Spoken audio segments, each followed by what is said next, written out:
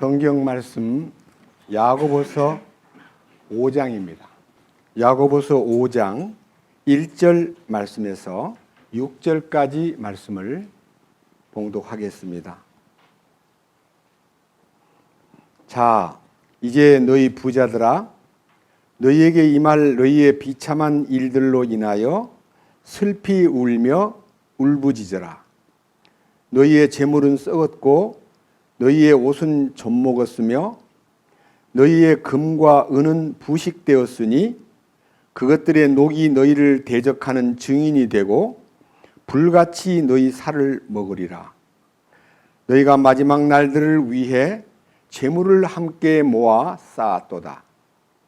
보라, 너희 밭에서 곡식을 거둔 품꾼들의 품삯, 곧 너희가 사기쳐서 숨겨둔 품삯이 소리를 지르며 곡식을 거둔 자들의 울부짖음이 만군의 주의 귀에 들어갔느니라.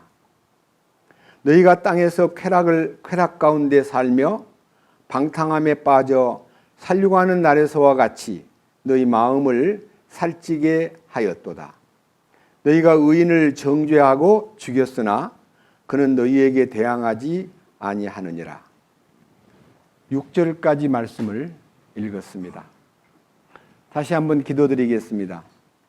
거룩하신 주님, 오늘 저희들은 야고보서 5장 1절에서 6절까지 말씀을 읽었습니다.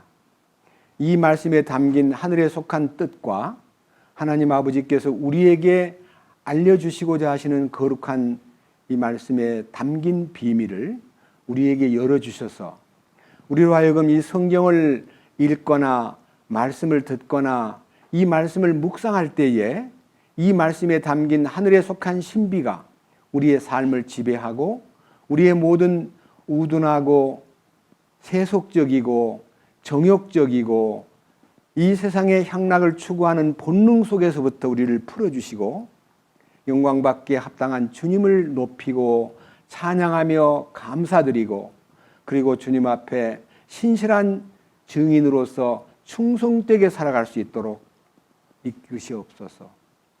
이 미천한 자를 통해서 주님의 거룩하신 뜻을 발표할 때에 주님이 주시는 도우심과 기름 부음에 의해서 우리 모두가 함께 이 말씀을 공유하고 함께 이 말씀을 통해서 은혜 위에 은혜를 누리는 시간 되도록 이끄시옵소서. 우리를 영원한 멸망에서 구원해 주시고 우리를 계속해서 사랑해 주시며 우리를 변화시켜서 주님의 거룩하심 안에 초대해 주시는 우리 주 예수 그리스도의 이름으로 기도드렸습니다. 아멘. 오늘 읽은 이 야고보서 5장 1절에서 6절까지 내용은 많은 성경학자들이 삽입 구절이라 그럽니다. 무슨 말이냐면요, 성경을 이제 보면요, 이게 믿는 사람한테 한 말이냐, 안 믿는 사람한테 한 말이냐, 이걸 읽어보면은, 야, 이거 안 믿는 사람이 하는 짓이지, 믿는 사람이 어떻게 남의 품삯을 사기쳐서 떼먹거나 남에게 이렇게 못된 짓을 한다는 건 믿는 사람으로서는 그렇지 않을 거야. 하다 보니까 이것은 부자는 부자인데 안 믿는 부자한테 주는 경고다. 이렇게 이제 해석을 해가지고 이걸 피하려고 합니다. 자, 그런데 제가 이제 이 성경을 놓고 막 아주 많은 시간 동안 이 성경의 수신자, 이 성경을 읽어야 될 대상자가 누구냐를 이제 1장부터 이제 5장까지를 이렇게 깊이 이렇게 대상을 살펴보면요. 한번 보겠습니다. 1장 1절.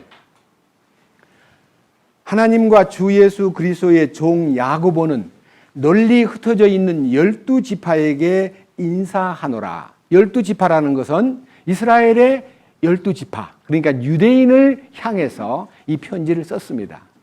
그 중에서 유대인들 중에서 이 야고보가 볼 때 유대인들 모두에게 준 게 아니라 2절, 내 형제들아. 그러니까 이제 구원받은 형제들을 대상으로 썼다는 걸 느끼면요, 12지파 안에서 구원받은 무리가 오늘날도 이스라엘 땅에 구원받은 무리를 메시아닉 주 그래가지고 이제 구원받은 그리스도를 믿는 유대인 그렇게 부르듯이 여기서 말하는 12지파 안에 형제들로서 이게 교통이 되고 마음이 통하고 말씀이 통하는 사람한테 이 편지를 썼다 그랬습니다. 그 중에서 이제 9절 봅니다. 9절. 낮은 처지의 형제는 자기가 높아진 것을 기뻐하고 부유한 자는 자기가 낮아진 것을 기뻐할지니, 이 말은요, 생활 속에서 뭐 지식이 많고 무식하고 돈이 많고 돈이 없고 아니면 여러 가지 뭐 권세가 있고 권세가 없고 하면 이 빈부의 차이가 생깁니다. 이 인간들 이 구성원 속에는 빈부의 차이가 있습니다. 그런데 여기 아주 낮은 처지에서 누구도 알아주지 않은, 무식하기도 하고 돈도 없고 지위도 없고 명예도 없는 아주 형편없이 가난한 사람이 주님을 알고 나니까요 높아진 거예요. 하늘에 속한 백성이 되니까. 그래서 여기 낮은 처지에 있는 형제는 자기가 높아진 것을 기뻐하고, 부자는 자기가 높아진, 부자는 돈이 많거나 지식이 많거나 명예가 있거나 지위가 있으면요 잘난 척해요. 하나님 없어도 그냥 자기가 대단한 존재인 것처럼 착각을 하는데, 그 높으신 하나님을 알고 나니까 자기가 낮아져요. 아, 나 아무것도 아니구나. 그러니까요 낮은 자는 높아지고 높은 자는 낮아지기 때문에 주님 안에서 평준화되는 거예요. 억지로 평준화 만드는 게 아니라요, 주님이 주시는 은혜로 변화를 받으면 부자라고 막 목에 힘주고 가난한 사람을 무시하거나, 가난하다고 너무 이게 자학하고 자기를 그냥 나는 못났어, 나는 죽어야 돼, 나는 그냥 미물보다 못해, 이렇게 말하지 않습니다. 주님이 미천하고 참 아무것도 아닌 인간을 주님의 놀라우신 은혜 가운데 인도해 주신 것을 감사합니다 해서, 이게 이제 낮아진 사람은, 처지가 낮은 사람은 주님 안에서 높아지고, 인간적으로 높아가지고 교만한 사람은 주님 앞에서 낮아져가지고 이게 이제 서로가 어깨를 나란히 하는 형제가 되었다, 그런 말씀입니다. 넘겨보세요. 자, 이제 16절을 봅니다. 나의 사랑하는 형제들아, 잘못을 범하지 말라.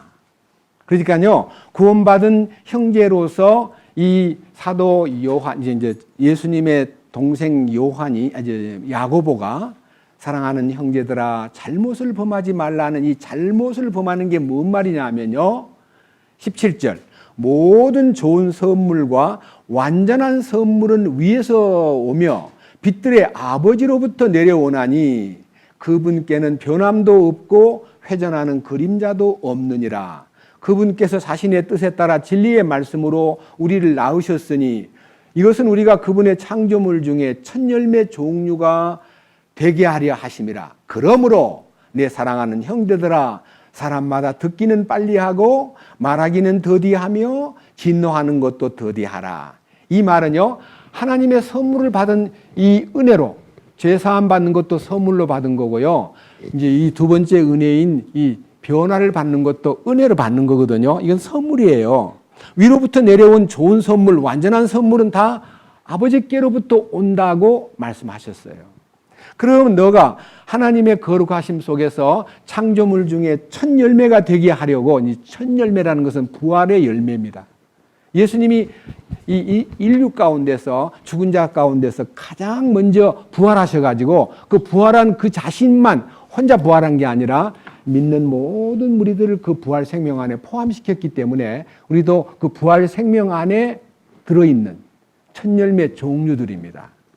그러니까 우리가 주님의 아담 안에서 인간은 다 죄악 가운데 빠져 있는데 예수 그리스도 안으로 들어가는 순간에 죄도 깨끗게 하고, 그리고 변화도 입고 하나님의 완전하심과 거룩하심에 참여하도록 만들었으니 너희가 처세하는 동안에 절대로 말을 듣는 것은 빨리 듣지만 말하는 것은 더디하고 성내는 것도 더디해야 된다. 이게 이제 우리 자신을 관리하는 데 있어서 잘못되게 처신하지 말거라 하는 뜻입니다. 사랑하는 형제들아, 잘못을 범하지 말라는 이 잘못이 뭔 잘못이냐 그러면요, 말을 너무 듣는 건 안 들으려고 그러고, 내 말 들어봐, 내 말 들으란 말이야, 이렇게 하면서 남의 말 안 들으려는 사람 많잖아요. 우리 특별히 똑똑한 사람들은 남의 말 잘 안 들어요. 남의 말하면 딱 가로막고 내 말 들어봐, 내가 말할게 해가지고 말을 막는 사람이 잘못하는 거예요. 그 다음 말을 너무 빨리 하는 거, 생각도 안 하고 말을 쏟아버려요. 옛 어른들의 말도 그래도 3, 4, 이런 그래가지고 3번 생각하고 말하라 그랬는데 생각도 안 하고 말을 먼저 해버리는 거예요. 그게 잘못하는 거예요.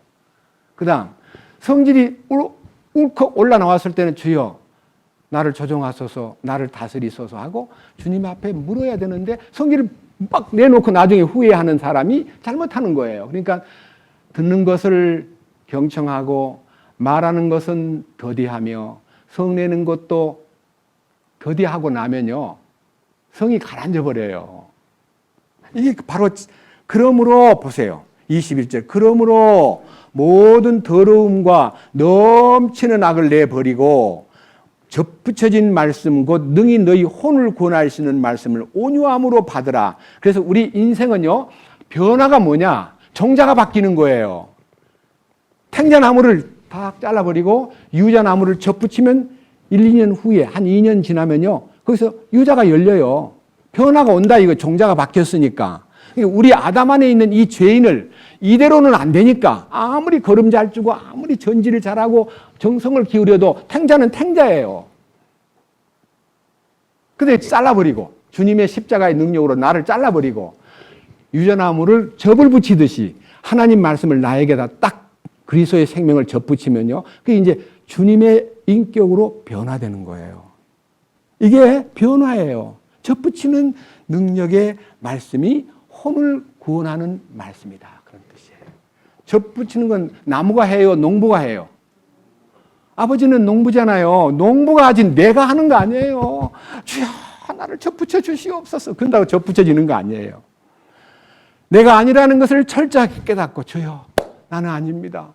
이대로는 안 됩니다. 나는 고칠 수가 없습니다. 개과천선 말도 안 되는 소리입니다. 주여 당신의 형상으로 바꾸어 주소서. 십자가에 주님 연합하도록 도우소서. 이 십자가의 죽으심의 신비의 양면성, 하나는 대속의 죽음, 하나는 연합의 죽음. 이 신비가 발견되는 순간에 그 말씀으로 접을 붙이는 순간에 우리가 온유한 사람이 되고 변화가 온다. 그렇게 말씀했습니다. 자, 2장 1절 봅니다. 내 형제들아 영광의 주 곧 우리 주 예수 그리스도의 믿음을 가지고서 사람들의 외모를 중시하지 말라. 여기에 우리가 처음 듣는 얘기 같은 얘기가 있습니다. 예수 그리스도를 믿는 믿음을 갖고 있는 너희는 사람을 외모로 취하지 말라고 개역에는 그렇게 되어 있는데요. 예수 그리스도를 믿는 믿음 아닙니다. 예수 그리스도의 믿음입니다.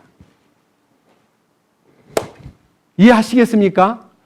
내 믿음이 나에게서 나온 믿음이 아니고 그리스도의 믿음이 내게 주어진 거예요. 그리스도의 크레딧이 내게 온 거예요. 나는 신용불량자예요. 나는 부도난 사람이에요. 맞아요, 안 맞아요? 영적으로 신용불량자예요. 은행의 신용불량자가 아니고 나는 완전히 부도난 사람이에요. 아담 안에서. 나는 신용이 없어요. 우리는 우리들끼리도 신용이 없는 거를 막 믿게 만들려고 믿어봐. 나 믿어. 나 괜찮은 사람이야. 그 다 부도난 사람의 억지 주장이에요. 자기가 부도난 사람인 것을 확실히 믿고 신용불량자인 것을 믿으면요. 주여, 나는 신용불량자입니다. 주님의 주님의 크레딧 안으로 저를 인도해 주세요. 그리스도 예수의 믿음을 갖고서 하는 말은요. 신용불량자였는데 주님이 카드를 하나 딱 만들어주면서 내 이름으로 만든 카드 네 써라. 그래서 주님의 카드를 받은 것이 믿음을 받은 거예요. 믿습니까? 놀라운 얘기예요. 자, 5절. 그 다음 보세요. 내 사랑하는 형제들아 귀를 기울이라. 자, 이제 우리 모두가 다 이 말씀에 귀를 기울여 봅시다. 하나님께서 이 세상의 가난한 자들을 택하사 믿음에 부요하게 하시고 자신을 사랑하는 자들에게 약속하신 왕국의 상속자들로 삼지 아니하셨느냐. 그래서요, 구원받는 사람을 가만히 보면 부자가 구원받는 율보다요 가난한 사람 구원받는 율이 더 높아요. 그러니까 부자는 구원을 못 받는다가 아니라 부자는 구원받기가 매우 힘들어요. 성경에 나와 있거든요. 부자가 하늘 왕국에 들어가는 것이 낙타가 바늘구멍으로 들어가는 것보다 더 어렵다 그랬습니다. 그러니까요, 부자가 구원받는 게 무척 어렵기 때문에 여기에서 사랑하는 형제들아 귀를 기울이라, 경청하라 이거예요. 하나님께서는 이 세상의 가난한 자를 택하여 믿음에 부요하게 하시고 그리스도의 부요를 공급하시고 주님을 참으로 사랑하는 자들에게는 약속하신 왕국의 상속권을 약속하셨다 하는 이 놀라운 얘기가요, 우리가 왕국 상속권에 눈을 뜨면요 생활이 변해버려요. 상속자로 우리가 택함을 입었다는 거 알게 되면 우리 신앙생활이 미지근하게 적당하게 갈 수가 없어요. 상속권을 누리기에 합당한 사람이 되기 위해서 맹훈련을 받게 돼요. 그런데 밑에 보십시오. 6절. 그러나 너희는 가난한 자들을 업신여겼도다. 부자들은 너희를 학대하고 재판석 앞으로 너희를 끌고 가지 아니하느냐. 그러니까요, 부자들은 이제 제가 이번에도 어떤 사람한테 얘기 들었습니다. 가난한 사람이 분명히 정당한데 부자가 부당해요. 근데 이 부당한 사람이, 가난한 사람이 고소를 하려니까 변호사를 살 수가 없어요. 돈이 없으니까. 그런데 이제 어떻게 어렵게 해서 변호사를 샀더니 변호사 이제 합동 변호사에 있는 약한 변호사를 하나 샀더니 여기는 종합 아주 한국말로 말하면 김현장 같은 큰 변호사 사가지고요. 싸우면 누가 이기냐면요, 힘센 변호사가 아닌 것도 이게 만드는 거예요. 그러니까 이 세상이라는 게 그렇게 참 불공평해요. 변호사가 힘이 세면, 미국에도 유대인 변호사들이 굉장히 파워가 있어요.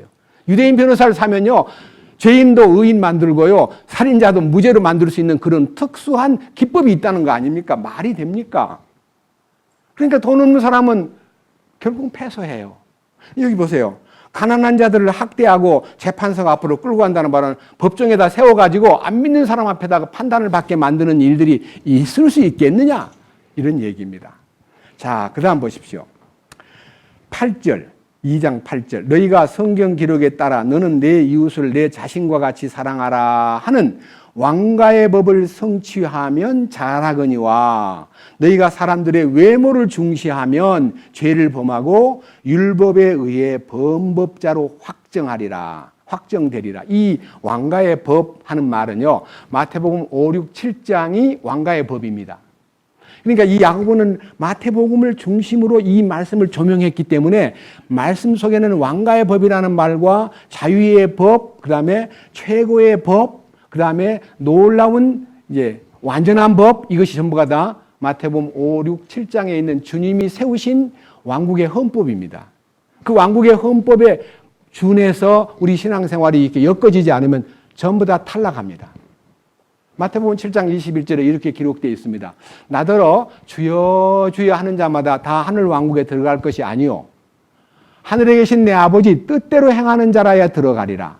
그러니까 하나님의 예수님을 주님 주님 부르는 그 구원받았다는 주님 부르는 그 이 형식적인 주님 믿습니다. 주님 뭐 이렇게 간구합니다. 주님 도와주십시오 하고 주님 부르는 것만 갖고는 하늘 왕국에 들어가는 것이 아니라 하나님 아버지의 뜻을 준행하는 자가 들어간다는 그 준행이 이 야고보서에 나타나 있어요. 준행.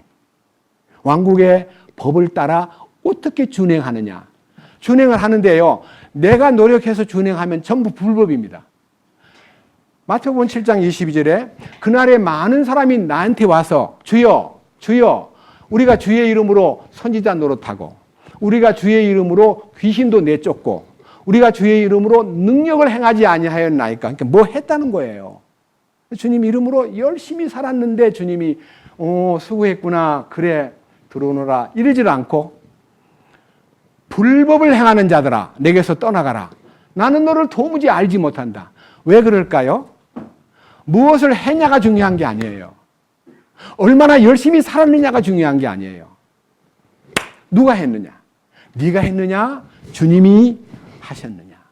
그러니까 내가 죽고 주님이 내 안에 오셔가지고 이제는 내가 산 것이 아니요 내 안에 그리스도가 사신 것이라고 하는 이 놀라운 신비, 하늘에 계신 아버지의 뜻을 이 속에서 이루는 삶이 내가 무엇을 했다는 게 아니라 주님이 다 하셨습니다. 나는 아무것도 한 게 없습니다. 이게 이제 하나님 아버지가 원하는 합법적 행동인 것입니다. 그러니까 우리가 지금 노력을 많이 해서 뭘 열심히 뭐 구제하고 뭐 자선 사업도 하고 뭐 어려운 사람 돌보고 뭐 가난한 사람한테 구제하고 내가 한 건 다 불법이에요.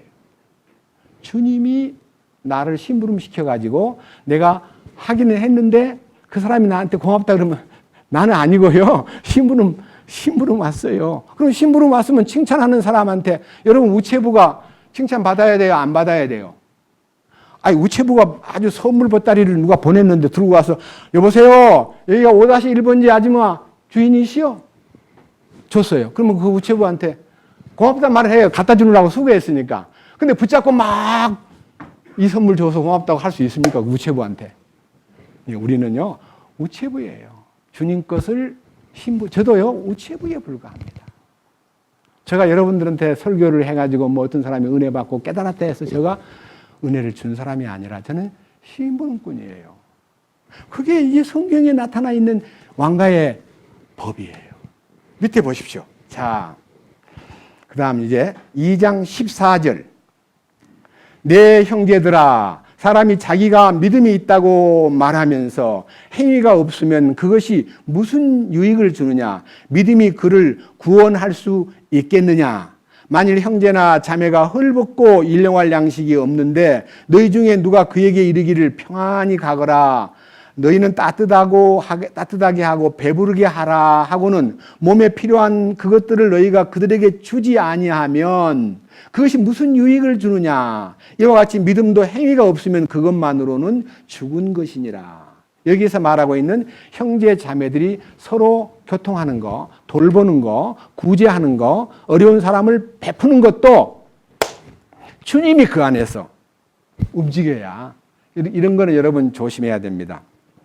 어려운 형제가 있고 자매가 있는데 전화를 걸었습니다. 형제님, 계좌번호 하나 찍어주세요. 찍어줬어요. 그 사람이 계좌번호에다가 몇십만 원을 넣었던 몇백만 원을 넣었던 돈을 넣었어요. 그러면요, 이 사회의 의식 구조 속에는요, 도움을 준 사람은 갑이 되고 도움받은 사람은 을이 됩니다. 그래요, 안 그래요? 얘기해 보세요. 도움을 준 사람은 갑이 되고 도움받은 사람은 을이 된다는 거 이해합니까? 그러면 이제 교회 안에 와가지고 항상 나를 도와준 그 사람 보면은 늘 고개 숙이게 되고 고맙습니다. 미소 짓고 그가 부당하게 하고 문제가 있어도 뭐 나 도와준 분인데 뭐 이렇게 해서 정상적인 방법으로 대하지는 못해요. 그래서 오른손이 하는 것을 왼손이 모르게 하라 그랬고 은밀한 중에 보시는 하나님이 갚아준다 했기 때문에 네가 절대 나팔을 불어서는 안 된다. 네가 구제할 때 누구 나팔 부는 게요. 계좌번호 알아달라 해가지고 거기다 보내는 게 나팔 본 거와 똑같아요. 왜? 그 이름이 딱 나오니까. 준 사람 이름이. 그럼 어떻게 우리는 교회에서 돕는 방법을 택했느냐 하면요. 받을 사람 이름만 봉투에 쓰고 그 다음에 거기다 도움을 준 사람 이름은 쓰지 말고 봉투 넣어가지고 헌금함에 딱 넣으면 그 헌금 관리하는 분이 누구한테 도움을 준 분이 계시는구나 하고 그 형제님이나 자매님한테 전해주면 그는 아버지께서 누구를 통해서 나를 도우시는구나. 주님 감사합니다. 그렇게 흘러가는 거예요. 그래서 우리 교회는 15년 전부터 도울 일이 있으면 도움받을 사람 이름만 쓰고 도움을 준 사람 이름은 쓰지 말고 은밀하게 돕는 방법으로 돕자라고 저희들이 이제 이렇게 서로를 격려하고 그런 일들을 준행하고 있습니다. 들으시면 고맙겠습니다. 자, 그 다음 보십시오. 여기 3장 1절입니다. 내 형제들아 너희는 많이 선생이 되지 말라. 우리가 더 큰 정죄를 받을 줄 너희가 아느니라. 그러니까 선생이 되지 말라는 말은요. 낮은 자는 높아지고 높은 자는 낮아져서 주님 안에서 평준화 되었다면요. 여기는 선생이 없습니다. 선생이 되면 저도 선생이 아닙니다. 선생이 되려면 말씀에서 선생이 어떻게 하면 선생이 될까를 연구해 보세요. 딱 이 땅에서 선생은 한 분밖에 없다는 걸 알게 됩니다. 마태복음 23장에 너희는 랍비라 칭함을 받지 말라. 너희 선생은 한 분 예수님 뿐이다. 너희 지도자는 예수님 한 분뿐이다. 예수님 한 분이 내 선생이라는 걸 알면 우리 모두가 다 제자가 되는 거지 우리 안에서 선생 될 사람이 없다 이거예요. 예수님이 나의 선생 되심을 믿으면 그것으로 충분합니다. 자, 넘겨보십시오. 이제는요 4장 11절입니다. 형제들아 서로 비방하지 말라. 자기 형제를 비방하는 자나 자기 형제를 판단하는 자는 율법을 비방하며 율법을 판단하는 자니라. 여기에 형제 사이에 누구를 비난하거나 누구를 판단하는 일은 주님이 금지했습니다. 왜? 주인이신 주님이 다 알고 계시니까. 주인이 다 알고 있는데 왜 니들끼리 주고받고 하는 대화 속에서 비난하고 욕하고 판단하는 일을 하느냐. 절대로 이 왕국 복음에 왕국의 헌법에 준거해서 살아가려고 하는 모든 왕국의 시민권자들은 형제를 판단하거나 비방하는 일은 금지. 주님 금지시켰습니다. 자, 여기까지 오면요. 5장 1절. 자, 이제 너희 부자들아. 그럼 이 사람 구원받은 형제에게 쓴 편지의 이게 연속입니까? 아니면 갑자기 뭐 부자들을 따로 불러가지고 문제를 삼으려고 하는 말씀입니까? 생각을 해보면 아는데 사람들은 요거 이상한 얘기야. 무슨 부자들에게 비참한 일이 나타나고 슬피 울며 울부짖을 때가 오고 그 다음에 재물은 썩었고 옷은 좀 먹었으며 금과 은은 부식되었고 불같이 너희 살을 먹으리라. 너희가 말세에 재물을 쌓아 놓았도다. 너희가 밭에서 곡식을 거둔 품꾼들의 품삯 곧 사기쳐서 숨겨둔 품삯이 소리를 지르며 곡식 거둔 자들의 울부짖음이 만군의 주의 귀에 들어갔느니라. 이렇게 읽으면요, 이거는 이 세상 사람이나 이런 짓을 하지, 아니 구원받은 사람이 어떻게 품삯을 속이고 사기쳐서 품삯을 간직하고 그리고 울부짖는 그 품꾼들을 울부짖게 만든단 말이냐. 여기서 말하는 이 품삯 얘기하고 곡식을 거둔 자들의 울부짖음이라는 말은요, 이 성경이 기록될 1세기 서기 45년경에 기록되었는데 이 서기 45년경의 사회는 아주 단순 사회였습니다. 두 가지밖에 안 해요. 목축이나 농경, 농업, 농사 짓는 것과 거기에 무슨 뭐 공장을 차리고 무슨 뭐 IT 산업을 하고 그럴 때가 아닙니다. 지금은 다변화되고 굉장히 산업사회가 복잡해졌지만 이 성경이 기록될 당시는 농사 짓는 일이 농부를, 사람들을 품꾼을 써다가 이제 일을 맡기는데요. 일을 맡길 때요, 우리 같이 월급을 주는, 주급을 주는 그런 시스템이 아니고요. 일당을 주는 거예요, 일당. 하루에 1데나리온 딱 정해놓고 한번 읽어보세요. 레위기 19장 보겠습니다. 재미있는 얘기입니다. 13절. 1세기에 이제 이 레위기가 기록될 당시는 BC 1450년경이니까 하여튼 뭐 지금으로부터 3500년 전. 자, 들어보십시오. 19장 13절.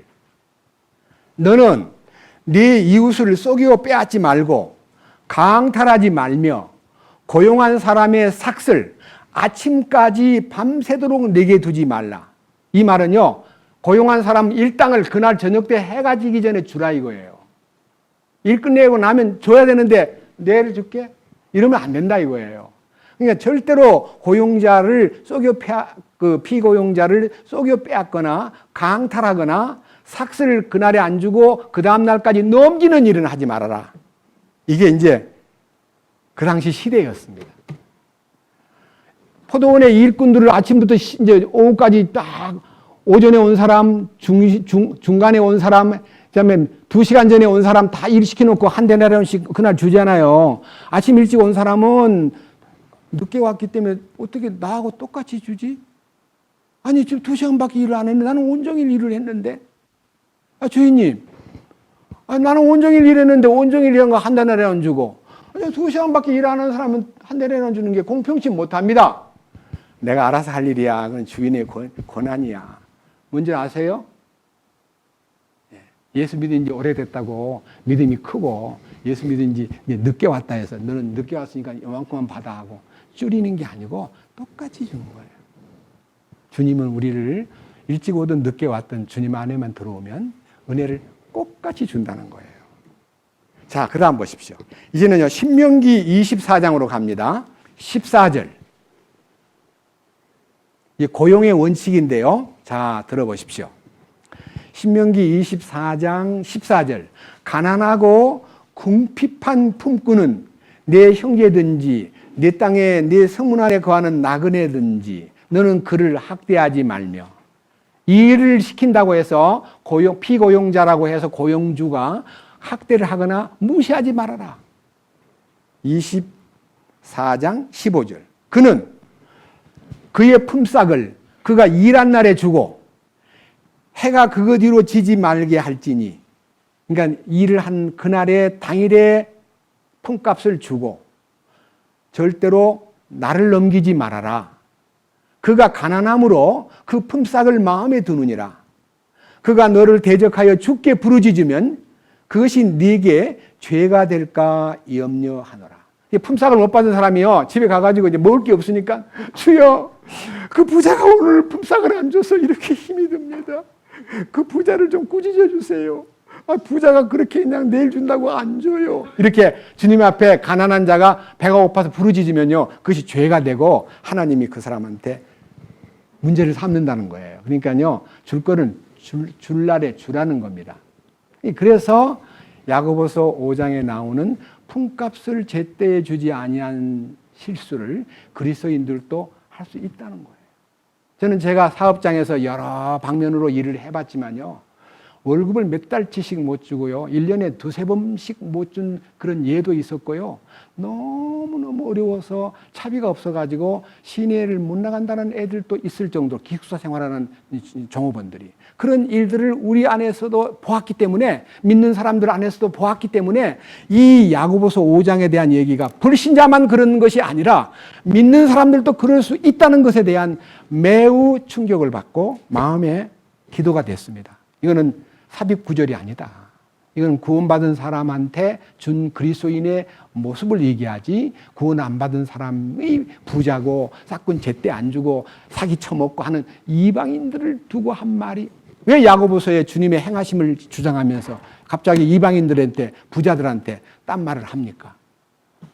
그것이 여러분들이요, 믿지 않는 부자에게 준 메시지가 아니라 믿음을 갖고 있다고 말하는 크리스찬들에게, 그 중에서 부자들에게 이 야고보서가 기록되었다는 것을 제가 지금 입증을 했습니다. 자, 그런데 중요한 것은요, 다시 5장, 야고보서 본문 5장 1절로 갑니다. 매우 중요한 얘기가, 저는 이제 품삯을 제때 뭐 안 줬다든지 뭐 떼먹었다든지 그런 이제 잘못된 행위에 대한 얘기보다도 하반절에 있는 5장 1절, 자, 이제 너희 부자들아, 너희에게 임할 너희의 비참한 일들로 인하여 슬피 울며 울부짖으라. 저는요, 여기에 주안점을 두었습니다. 안 믿는 부자에게 비참한 일이 닥친다는 것은 이제 멸망한다는 뜻이지만요, 믿는 크리스찬이 주님이 보실 때 그 부자가 분명히 비참한 일이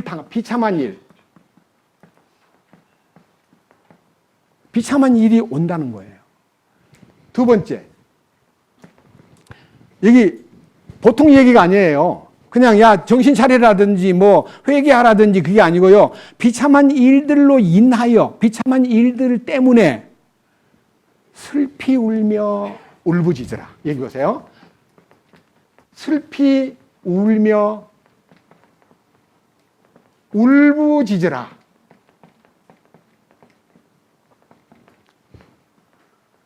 돈 있는 사람이, 고용주가, 구원받은 고용주가 돈 없는 사람한테 슬픔을 주고 울게 만들었다면 너는 반드시 울게 될 거다. 이 얘기를요 놓고 기도했어요. 주님, 비참한 일이, 구원받은 사람한테 무슨 비참한 일이 닥치고 슬피 울며 울부짖을 날이 온다는 얘기가 뭡니까? 제가 이걸 놓고요 계속 기도했습니다. 왜? 안 믿는 사람한테는 뭐 물어보지도 않는, 비참하고 뭐 그다음에 슬프고 뭐 울부짖고 하는 거는 뭐 물어볼 필요도 없는데, 왜 부자들아 너희에게 임할 너희의 비참한 일들로 인하여 슬피 울며 울부짖으라. 그 중에서 제가 말씀드렸습니다. 이에 대한 대상자는 유대인으로서 구원을 받은 형제들 중에 부자들에게 준 말이기 때문에 이 성경을 읽을 때에 유대인 부자들에게 특별히 주님이 경고하셨구나, 이걸 알게 됩니다. 자, 성경을 봅시다. 이제요 성경 흐름을 보겠습니다. 잘 보세요. 마태복음 이제 가서 마태복음을 준거해서 이 부분을 풀겠습니다. 어떻게 푸느냐 하면 마태복음 3장 2절 이르되 너희는 회개하라 하늘 왕국이 가까이 왔느니라. 이건 침례자 요한의 제1성, 침례자 요한이 공생애가 시작되기 전 예수님 앞서 제일 먼저 외친 소리가 회개하라. 옛날 성경에는 천국이 가까웠다. 이 천국이라는 것은요, 죽은 다음에 가는 것이 천국이 아니고 하늘 왕국, 주님의 그 하나님의 뜻이 이 땅에 펼쳐지기 위한 통치권, 그러니까 하늘 왕국이 가까웠다. 이렇게 이제 소리를 쳤고요. 그 다음, 자, 이제 넘기지 마시고 4장 17절. 이제 예수님이 입을 엽니다. 그때부터 예수님께서 선포하기 시작하여 이르시되, 이제 스타트. 복음을 전하기 위한 예수님의 공생애가 시작된 첫 번째 선포된 내용이 똑같이 회개하라 하늘 왕국이 가까이 왔느니라. 그러니까요, 아까 말씀드린 대로 하늘 왕국이 가까웠다고 침례자 요한도 외쳤고 우리 주님도 외쳤습니다. 근데 우리 주님은요, 하늘 왕국을 갖고 오신 분이기 때문에 그 하늘 왕국이 우리에게 이제 구체화되기 위해서는요, 어떻게 말씀하시고 어떻게 일하셨는가를 이제 흔적을 딱 보면요, 주님은 하늘 왕국을 세우시기 위해서 이 땅에 오셨구나. 그렇게 알게 됩니다. 이제 8장으로 넘어갑니다. 마태복음 5, 6, 7장은요, 왕가의 헌법이고, 이제 8장으로 들어가면 이런 놀라운 얘기가 있습니다. 자, 이제 8장에 들어가서 5절부터 13절까지 내용을 읽으면 이제 산상보훈을 끝내고 산에서 내려온 순간에 가장 먼저 예수님을 만난 가버나움의 한 백부장이 예수님을 향해서 간청합니다. 주님, 내 종이 마비병으로 집에 누워 있는데 몹시 고통을 받습니다. 도와주시면 고맙겠습니다. 하니까 예수님이 내가 가서 그를 고쳐주마 하니까 백부장이 하는 말이, 주여, 주님이 내 지붕 아래 오심을 나는 감당할 자격이 없사온즉 말씀만 하십시오. 그러면 내 종이 낫겠습니다. 나는 군인입니다. 나는 군인의 명령에 죽고 명령에 사는 사람이기 때문에 군인은 가라 하면 가고 오라 하면 오고 이것을 하라 하면 하는 것이 군인입니다. 말씀만 하십시오. 이 말씀을 듣고 10절에 예수님이 말씀을, 그 백부장의 얘기를 듣고 놀라워하시면서 따르는 무리들에게 진실로 내가 너희에게 이르노니 이스라엘에서 이렇게 큰 믿음은 내가 결코 보지 못하였도다. 이제 이렇게 큰 믿음이라는 말은요, 말씀만 하십시오. 그러면 내 하인이 낫겠습니다. 말씀만 하옵소서. 이 믿음이 참 놀라운 믿음이에요. 우리 가운데는요, 제가 어저께 만난 분도 한 분, 11시 만나가지고 오후 한 3시 넘도록 상담을 했는데 홍성에서 일부러 올라오셨어요. 말씀을 듣고 보니 막 너무 좋고 혼의 구원이 십자가에 연합된다는 것도 다 믿고 아는데요, 그거는 분명히 믿습니다. 근데 제 안에는 이루어지지 않았어요. 말씀은 맞는데 제 안에는 이루어지지 않았어요. 어떻게 하면 될까요? 심지어는 어떻게까지 요구하냐면요, 선생님 안수 좀 해주세요. 저보고 안수를 해달래요. 나는 그런 일을 못합니다. 함부로 안수하는 것도 위험한 일이지만요, 안수해서 해결되는 게 아니고 말씀을 보느냐, 말씀을 보느냐, 나를 보느냐가 당신에게 달려 있습니다. 불뱀에게 물린 사람이 불뱀에 물린 것을 붙잡고 이제 큰일 났다. 이 뱀의 독이 이 심장으로 들어가면 난 죽어 하고 이걸 붙잡고 있는데 갑자기 바깥에서 나와서 보라, 나무에 달린 노뱀을 보라 소리가 들리는데 한다는 소리가, 아니 지금 이게 지금 독이 올라와 죽게 생겼는데 뭘 보라 그래. 이걸 치료해 줘야지. 이걸 놔두고 난 죽어. 어떻게 뭘 보라는 거야. 약도 안 발라주고. 그리고 상처만 보던 사람은 다 죽어버렸습니다. 상처를 딱 내려놓고 기어나가서 보는 순간에 뱀의 독이 빠져나가 버렸습니다. 보는 것이 믿음입니다. 모세가 광야에서 뱀을 든 것 같이 인자도 들려야 하리니 이는 저를 믿는 자마다 멸망하지 않고 영생을 얻게 하려 하심이라. 하나님이 세상을 이처럼 사랑하사 독생자를 주셨으니 이는 저를 믿는 자마다 멸망하지 않고 영생을 얻게 하려 함이니라. 멸망은 뱀의 독으로 멸망하는데 뱀의 독이 올라올까 봐 겁내지 말고 그 현상에 주목하지 말고 손을 떼고 기어나가서 보라 이거예요. 노뱀을 보면 뱀의 독이 빠져버렸어요. 십자가의 능력만 쳐다보면 옛사람이 처리돼 버려요. 아담 안에 있는 모든 독이 빠져나가 버려요. 어제 그분이 그 얘기를 듣고는 얼굴이 환하게 밝아지면서 선생님, 제 소원은 제가 있는 예산과 홍성지방에 이 복음이 확장될 수 있는 사람으로 쓰임받기 원합니다. 자주 만납시다. 자주 만나서 기도하고 주님이 주시는 궁유를 퍼뜨리는데 함께 동역합시다 하고 헤어졌습니다. 우리가요, 왜 자기를 보고 있냐 이거예요. 왜 자기 상태를 보냐고요. 나 아직도 해결 안 된 거, 나 성질이 여전히 나오고 여전히 욕심이 그대로 있는 것 같아요. 왜 그걸 봐요? 십자가만 보면요, 그 독이 빠져나가는데 왜 그걸 안 보고 자꾸만 십자가는 안 보고 자기만 보냐고. 문제 있는 거예요. 자, 보십시오. 11절. 이스라엘에서 이렇게 큰 믿음은 내가 결코 보지 못하였노라. 또 내가 너희에게 이르노니 동서로부터 많은 사람들이 와서 아브라함과 이삭과 야곱과 함께 하늘 왕국에 앉으려니와. 자, 동서가 어디입니까? 이스라엘에서 한 말에 동쪽은 동양이고 서쪽은 서양이에요. 이스라엘은 세계 중심이에요. 이스라엘 보고 뭐라 그래요? 이스라엘이 있는 접경지대의 바다를 뭐라 그래요? 지구의 가운데 있는 바다, 지중해. 맞죠? 지중해가 지구의 중간에 있는 바다예요. 그게 오른쪽, 우리가 여기서 볼 때 오른쪽으로 가면, 동쪽으로 가면은 동양이고 서쪽으로 가면 서양이에요. 미국을 포함해서. 그래서 동서로부터라는 말은 이방의 많은 이 백부장과 같은 믿음을 가진 자가 몰려와가지고 아브라함과 이삭과 함께 하늘 왕국에 좌정하려니 와. 12절. 깜짝 놀란 얘기입니다. 왕국의 자손들.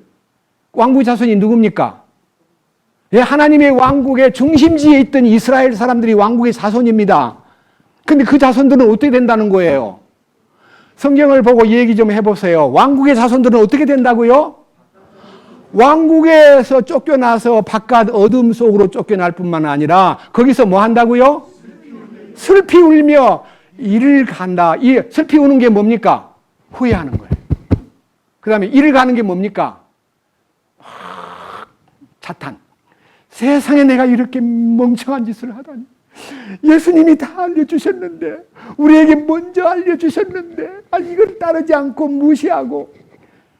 며칠 전에 방송에요, 똑똑한 유대인들 3명이요, 돌아가면서 이 포럼 형식으로 얘기하는데, 메시아가 오시면 세계에 평화가 와야 마땅한데 예수님이 메시아라면 왜 세계 평화가 없고 이렇게 복잡하고 전쟁이 많나요? 우리 그것 때문에 못 믿어요. 메시아가 오면 세상이 평화로워진다던데, 평화가 이루어진다던데. 예수님이 오신 목적이요, 평화를 위해서 오신 거예요. 지극히 높은 곳에서는 하나님께 영광이요, 땅에서는 그 기뻐하심을 입은 자들 중에 평화로다라고 탄생할 때 벌써 천사가 소식을 전했어요. 평화가 어디에 오냐면요, 이 개인의 마음속에 평화로다 하늘 위에서 내려오니 그 평화가 마음에 이루어지는 것이 1차고요. 죄를 깨끗게 함으로써 마음의 평화가 이루어지고 그 평화를 소유한 사람이 평화의 왕이 오시는 날을 고대하다가 주님이 이 땅에 다시 오시는 그날 이 지구는 완전히 평화가 이제 실현됩니다. 다시 오시는 예수님을 모르고요, 초림하신 예수님이 오셔가지고 평화를 만들지 못했다고, 이 복잡한 세상을 보니까 이건 메시아가 아니라고, 메시아가 오면 모든 것이 이루어지는데 이게 뭐냐고. 유대인들은 재림의 예수님만 믿지 초림의 예수님이 우리들의 죄를 제거하기 위해서 죽으러 오신 것을 모르고 있는 거예요. 안타깝더라고요. 자, 그런데 솔직히 여기 계신 여러분들, 예수님으로 인해서 죄를 깨끗하게 해서 평화가 왔긴 왔는데 그 평화가 계속 됩니까? 평화가 깨집니까? 얘기 좀 해봐요. 속에 평화가 맞는데 계속 됩니까? 평화가 깨집니까? 그럼 뭐가 일어나요? 평화 대신?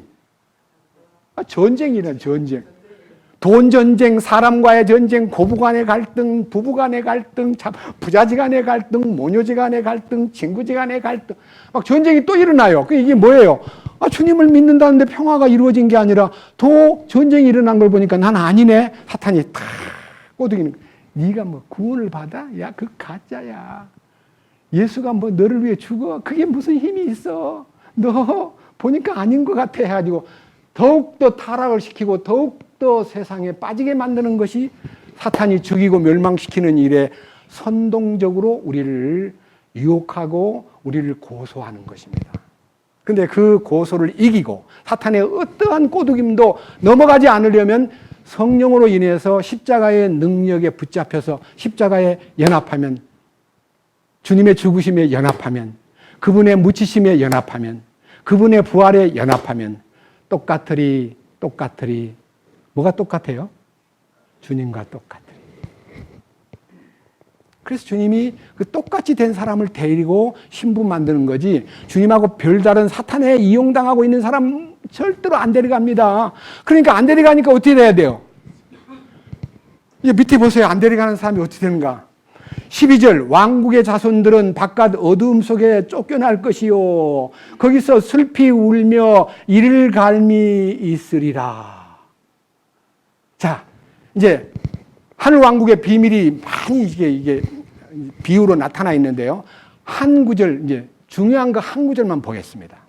좀 넘겨가지고 마태복음 13장으로 갑니다. 마태복음 13장에 47절부터 50절까지 보겠습니다. 여기 마태복음 13장에는 하늘 왕국의 비밀이 7가지가 나와 있는데 맨 마지막 7번째 47절에 그물 비유라고 기록된 이 성경을 읽으면요, 이제 알게 될 거예요. 자, 또 하늘의 왕국은 마치 바다에 던져 각종 물고기를 모으는 그물과 같으니라. 그물에 가득 차매 그들이 그것을 물가로 끌어내고 앉아서 좋은 것은 모아서 그릇에 담고 나쁜 것은 버렸느니라. 세상 끝에도 이러하리라. 천사들이 와서 의인들 가운데서 뭐예요? 사악한 자들을 갈라내어 어디다 던져요? 불타는 용광로 속에다가 던져 넣으리니 거기서 뭐 한다고요? 통곡하며 슬피 울며 뭐 한다고요? 이를 갈미 있으리라 그랬습니다. 자, 여기서 주의할 점은요, 천사가 와가지고 사악한 악인들 중에서 의인을 빼내간다 그러면 나도 거기 포함되기 때문에 괜찮은데, 의인이 누구예요? 구원받은 사람이 의인이잖아요. 아담 안에서 모든 사람이 죄인 된 것 같이 그리스도 안에서 모든 사람이 의인이 되리라. 맞잖아요. 주님 안에 있다고 하면서 사악한 행동을 하고, 아까 말한 대로 돈 떼먹고 남 억울하게 하고 슬프게 만들고 남 판단하고 남 욕하고 교만 부리고, 그 전부가 뭐예요? 사악한 짓이잖아요. 그런 인간성에서 해방받지 못한 사람은 사악한 자입니다. 구원받은 사악한 자. 그 구원받은 사악한 자 중에 야고보서 5장 1절에 있는 그 부자도 사악한 부자입니다. 맞지요? 그 사람은 어떻게 돼요? 천사를 보내가지고 의인은 주님의 나라로 데려가고 사악한 자는 어떻게 해요? 용광로에 던져버려요. 지옥 아니에요. 용광로는 지옥이 아니에요.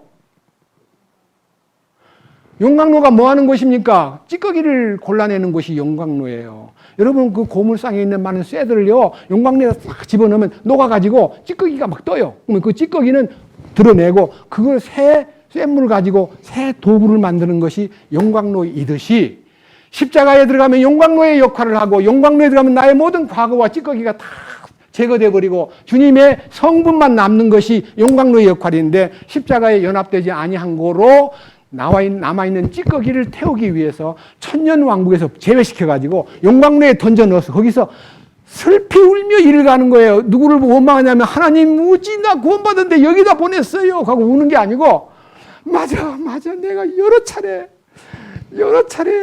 사람들에게 변화를 받아야 된다고, 혼의 구원을 받아야 된다고, 자아가 죽어야 된다고, 두 번의 은혜를 받아야 된다고 이 얘기를 들었는데, 그때 내가 귀 기울이지 않은 것이 이 바보 멍텅구리 고집쟁이, 주님 맞습니다.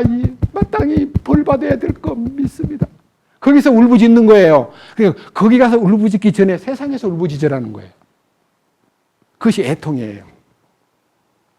거기 가서 울부짖고 천년 동안 울부짖지 말고 세상에서 네가 울부짖고 슬피 울면서 회개하라는 거예요. 제가요, 이 예증을 들으려면 너무 많기 때문에 이 예증을 다 못 드리겠습니다만 들어보십시오. 자, 좀 넘겨가지고 이제는 마태복음 24장으로 갑니다.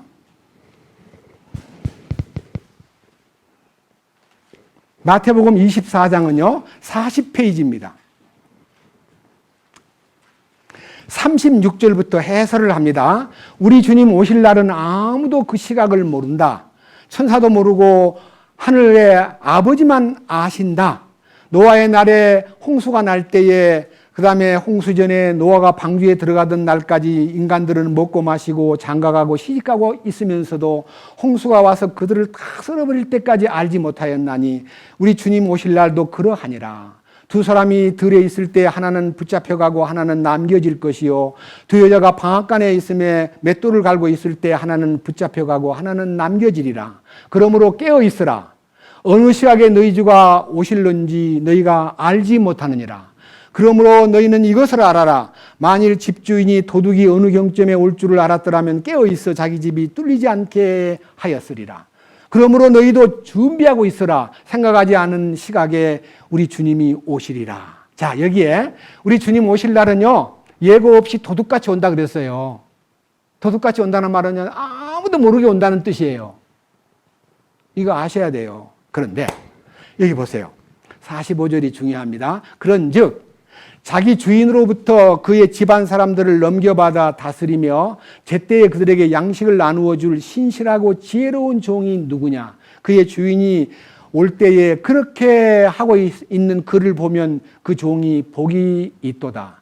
진실로 내가 너희에게 이르노니 주인이 자기 모든 재산을 맡을 치리자로 삼으리라. 그러니까요, 주인에게 충성하고 주인 오시기를 고대하면서 딸려있는 식구들을 공급하고 돌보고 막 함께하고 하는 교제 속에 살면 주님이 그를 나중에 오시는 날 치리자로, 왕으로 등극을 시킨다 약속했습니다.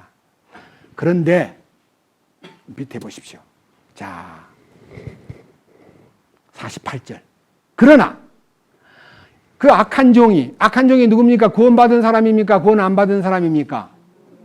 구원받았는데 사악하게 물들어 있고 새 속에 빠져 있고 돈에 눈이 어두워져 있으면 그 마음속으로 우리 주님 오시는 것을 늦추시는구나.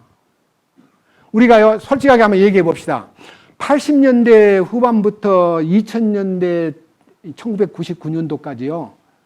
막 유명한 세계에 복음 전하는 사람들이 이스라엘이 48년도에 독립을 했으니 세대가 지나가기 전에 이 세대가 50년이냐 40년이냐 계산해 보니까 한 세대가 40년이라 하면은 88년이고 88년에 7년 대환란이 있고 어쩌고 저쩌고 하니까 92년도가 예수님 오실 해고 나가지고 온 세상에다 92년도 예수님 온다고 막 휴거된다고 소문을 뻗어렸는데 한국의 다미선교회와 이상한 집단들이 모여가지고 휴거 세계 방송이 다 휴거 촬영하고 그래서 그날 주님 왔어요 안 왔어요?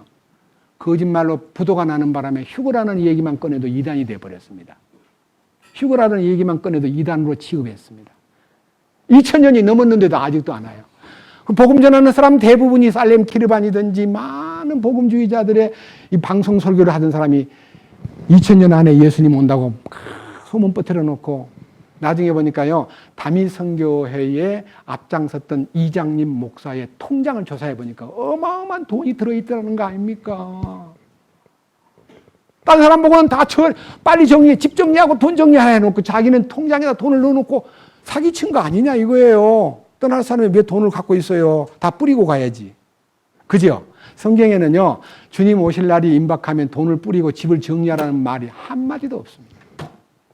자기 위치를 지키고 신실하게 충성하는 것을 원하는 거지 자기 주변을 정리하고 다 뿌려버려라, 없애버려라 그런 말 전혀 거짓말입니다. 속지 마십시오. 여기요, 우리 주님이 오시는 것을 늦추시는구나 하고 마음이 느슨해지면서 49절 자기 동료 종들을 때리고, 동료가 누굽니까? 위에 있는 신실하고 주님을 기다리는 사람들을 무시하고 공격하는 모습을 자기 동료 종들을 때리고라고 하는 말이고, 술 취하고는요, 세상 사람들, 술 취하는 사람들과 함께 먹고 마시기 시작하면 그가 그를 기다리지 않는 날 그가 알지 못하는 시각에 종의 주인이 이르러, 종의 주인이 옵니다.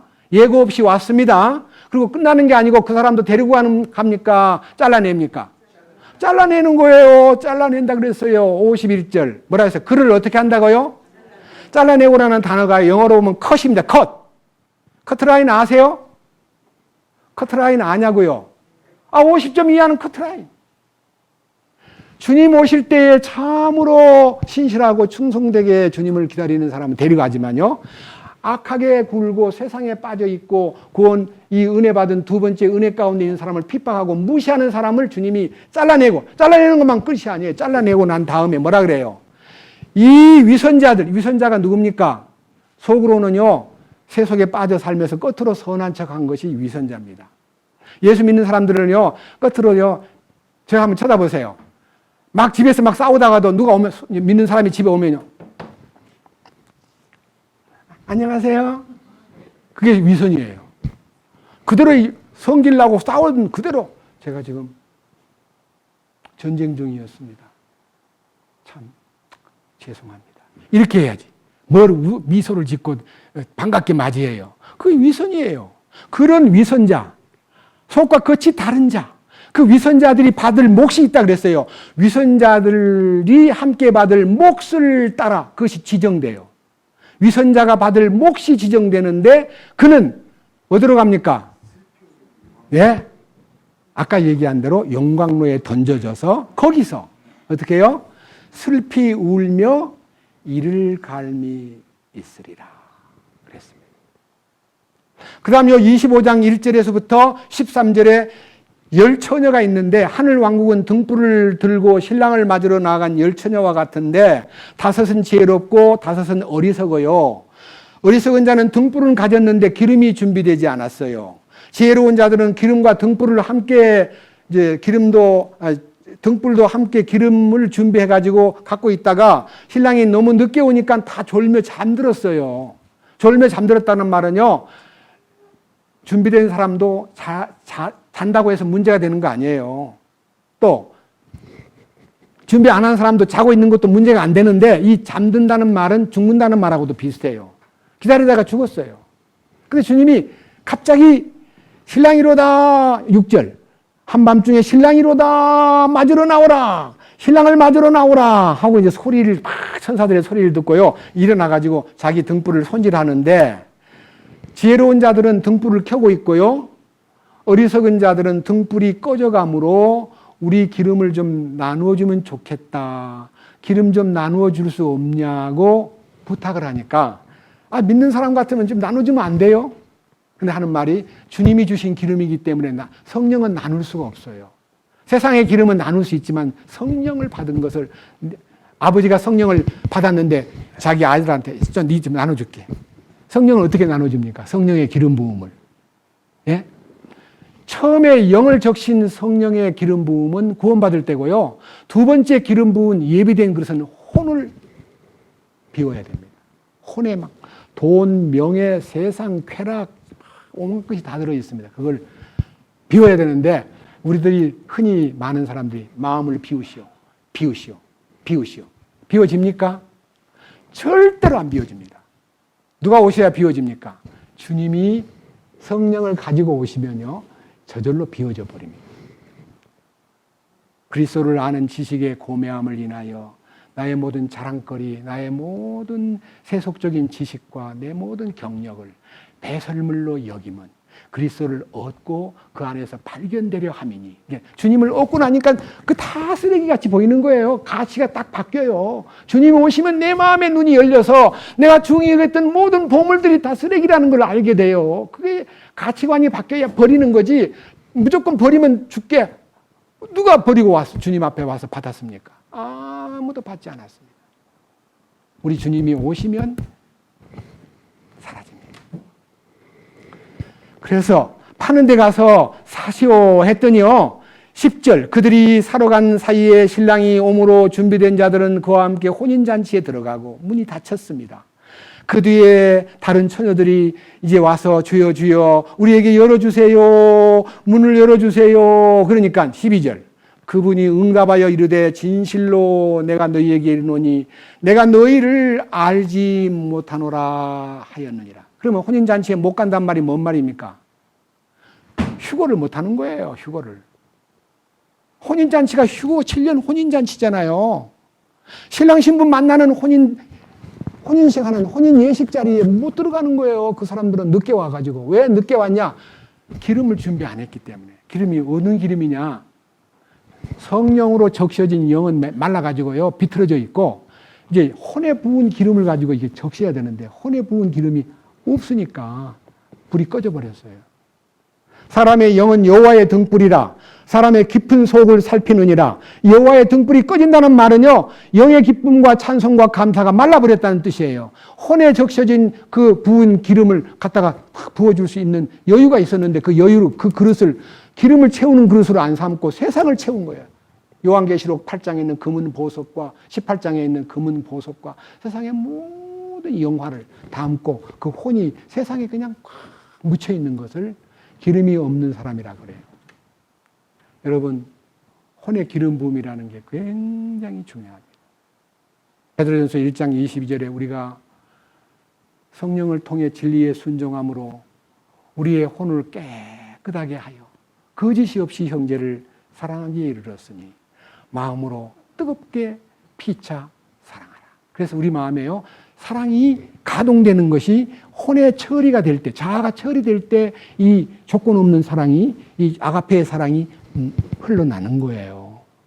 여기 와서 성경만 듣고 이 강연만 듣는다고 되는 거 아니에요.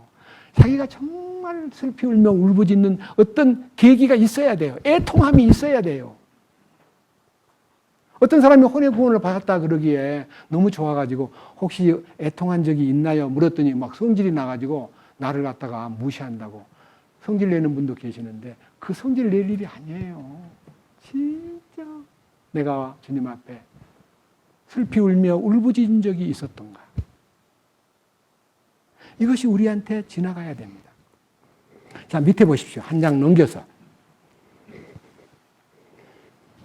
이제는요, 마태복음 25장 14절부터 30절까지는 달란트 비유입니다. 달란트를 맡겼는데 5달란트 맡은 사람은 5달란트를 남기고 2달란트를 맡은 사람은 2달란트를 남겨서 주인이 그를 대할 때 착하고 신실한 종아, 네가 작은 일에 충성하였은즉 많은 것을 너를 다스릴 치리자로 삼으리니 내 주인의 즐거움에 참여할지어다라고 하는 칭찬을 받고 24절에 1달란트 받은 자가 와서 주인한테 막 이런 핑계 저런 핑계 다 대고 하는 말이요. 자, 저를 보세요. 1달란트 받은 자가요, 주인한테 와서 주인님, 여러 가지 일로 주님은 능력이 많잖아요. 저는 아무것도 안 했고요. 이걸 땅에다 묻어두었다가요, 갖고 왔습니다. 받으십시오 하고 본전만 딱 내놓는 거예요. 달란트가 뭡니까? 하나님의 은사예요. 하나님이 그를 쓰시기 위해서 맡긴 분량에 맞는 은사를 줬는데 그 은사를 땅에다 묻어둔 거예요. 땅이면 세상에 묻어둔 거예요.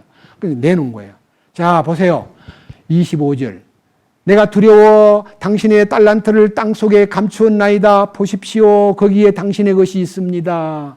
그의 주인이 그에게 응답하여 이르되 악하고 게으른 종아, 너는 내가 뿌리지 않는 데서 흩뿌리지 않는 데서 모으는 줄 알았으니 그러므로 네가 내 돈을 돈 바꾸는 자에게 맡겨. 돈 바꾸는 자는 은행입니다. 은행에 맡겨 내가 올 때 이자와 함께 내 것을 받게 했어야 함이 마땅하도다. 여러분, 1달란트가 얼마인 줄 아세요? 금 45kg이에요. 어마어마한 돈이에요. 예? 그 1달란트의 금을 땅에다 묻어두었다가 주인한테 본전만 내놓으니까 그걸 은행에다 맡겨가지고 내가 올 때 이자라도 받게 했어야 마땅하지 않겠느냐. 그 얘기를 하시면서 거기서 끝나는 게 아니에요. 28절. 그런즉 그에게 그 1달란트를 빼앗아 10달란트 가진 자에게 주라. 있는 자마다 받아서 풍성하게 될 터이나 없는 자는 자기에게 있는 것도 빼앗기리라. 자기 것도 빼앗겨 버렸습니다. 그 다음 뭐라 그랬어요? 너희는 이 무익한 종을 어디로 보내라고요? 바깥이 어디예요? 왕국 바깥이에요. 왕국 바깥은 어두운 곳이에요. 바깥 어두움 속에 내 던져라. 거기서 뭐 한다고요? 슬피 울며 이를 갈미 있으리라. 이게요, 천연왕국에서 구원받았는데 천연왕국에 못 들어가가지고 바깥에 쫓겨나가지고 슬피 울며 이를 갈기 전에 이 땅에서 슬피 울고 울부짖고 주님 바로 살기 원합니다. 주님 뜻대로 살기 원합니다. 주님 말씀을 쫓아서 충성하기 원합니다. 이런 결심을 세우지 않으면요, 그 사람은 틀림없이 주님 오시면, 아니면 그가 죽으면 천연왕국에 대한 상속 유업에서 제외되고, 불쌍하게도 바깥 어두움에 쫓겨나가지고 천년 동안 슬피 울고 이를 갈미 있을 것입니다. 이것을 경고한 겁니다. 그 다음 마지막 야고보서 5장입니다. 5절.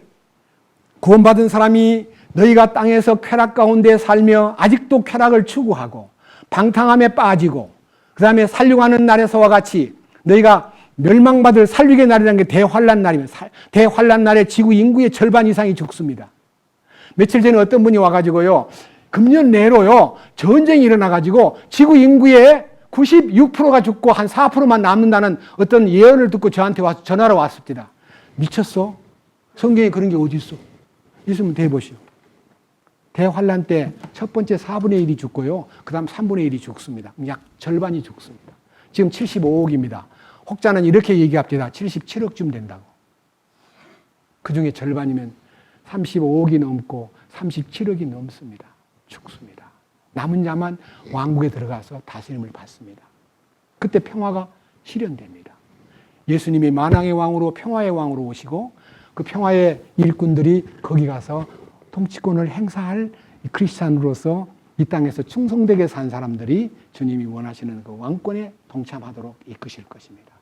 그 왕권에 동참하지 못할 사람은 대부분 다 바깥에 쫓겨나가지고 슬피 울며 이를 가는데, 그 확률이 얼마냐?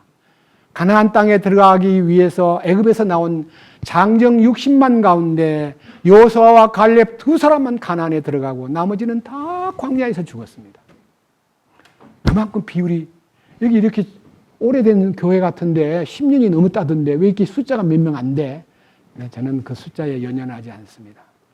주님이 참으로 쓰실, 왕가의 상속권자로 쓰실 사람은 작습니다. 너무너무 작습니다. 6절. 너희가 의인을 정죄하고 죽였으나 그 의인을 정죄하고 죽은 그가 누굴까요? 많은 사람들은 이 사람을 누구라고, 이 의인이 누굴까? 누가 정죄받고 죽었을까? 그는 대항하지 않았다던데 누굴까? 연구하고 있지만 저는 예수님입니다. 예수님. 이 성경이 기록될 당시는 서기 45년입니다. 이 성경 야고보서가 기록될 당시가 서기 45년. 예수님 십자가에 달리신 해가 서기 30년입니다. 15년 전에 우리 주님이 이사야 53장의 말씀대로 그가 찔림은 우리의 허물을 인함이요 그가 상함은 우리의 죄악을 인함이라. 그가 징계를 받음으로 우리가 평화를 누리고 그가 채찍에 맞음으로 우리가 나음을 입었도다. 우리는 다 양 같아서 그릇 행하여 각기 제 길로 갔거늘 여호와께서는 우리 무리의 죄악을 그에게 담당시키셨도다. 예수님 나 때문에 죽었습니다. 그런데 우리 주님은 나 때문에 죽었다고 억울해하지 않았습니다. 우리를 다 책임을 졌습니다. 그 주님을 안다면 우리가 어떻게 부를 의지하고 세상을 의지하고 향락을 추구하고 여기에 방탕함과 여기에 살육의 날에 당해 대환란 때 당할 일을 위해서 우리가 어떻게 감히 주님을 거역할 수가 있단 말입니까? 많은 사람들이요, 이 기독교의 참된 진리에 이 말씀에 들어오지 않고요, 끼웃끼웃하면서 감상하고 비판하고 분석하고 이게 맞나 안 맞나 그런 사람도 있습니다. 설교를 들어도요, 이게 맞나 이단이 아닌가 먼저 딱 접어놓고 자기가 마치 판단사가 되어 있습니다. 아닙니다. 말씀을 내가 분석하는 게 아니고 말씀의 능력이 나를 붙잡아야 됩니다. 말씀에 붙잡혀야 됩니다. 이 축복이 우리 가운데 나타나기를 간절히 갈망하고 있습니다.